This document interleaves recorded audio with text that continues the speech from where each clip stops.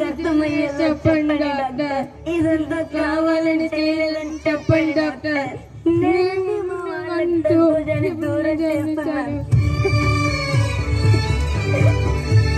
నేను లేకుండా నా కొడుకు కోడలు సంతోషంగా ఉండగలరా? అరే అదే అదేం లేదు, మీరు వెళ్ళి బయటకు వచ్చాను.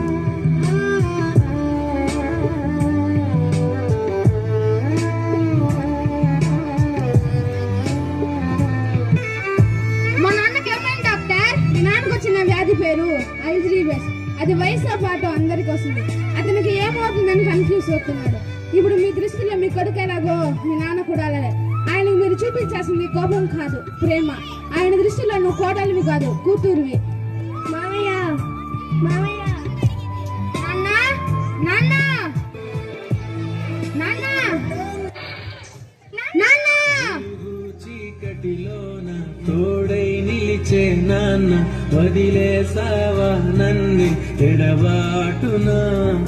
కసిరే వేదనలోన మసిలే ధైర్యం లేని పసివాణ్ణేలే ఇంకా ఎదమాటునా? మదిలో ఎంతో దిగులే ఉన్నా నవ్వుతూ నన్నే పెంచావు నాన్న. కరిగే మైనం నువ్వవుతున్నా నిసిలో వెలుగై నడిపావు నాన్న. వెలుగు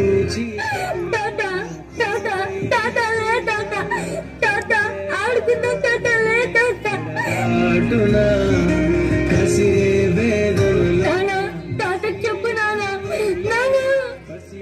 అమ్మా అమ్మా ప్లీజ్ అమ్మా.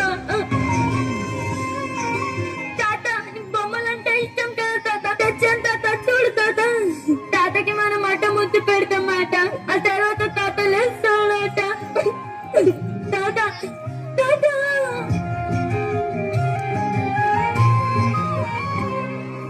నా జీవితాన్ని నిలబెట్టడం కోసం ఒక చిన్న విషయాన్ని కూడా మర్చిపోని మా నాన్న ఇప్పుడు ఎందుకు ఇలాంటి జ్ఞాపకం పెట్టుకోలేకపోతున్నాడు. ఒక చిన్న విషయాన్ని కూడా మర్చిపోని మా నాన్న ఇప్పుడు ఎందుకు ఇలా అన్ని జ్ఞాపకం పెట్టుకోలేకపోతున్నాడు అని ఒక చిన్న ప్రశ్న కూడా తట్టలేని గొప్ప ప్రయోజకుణ్ణి నాన్న.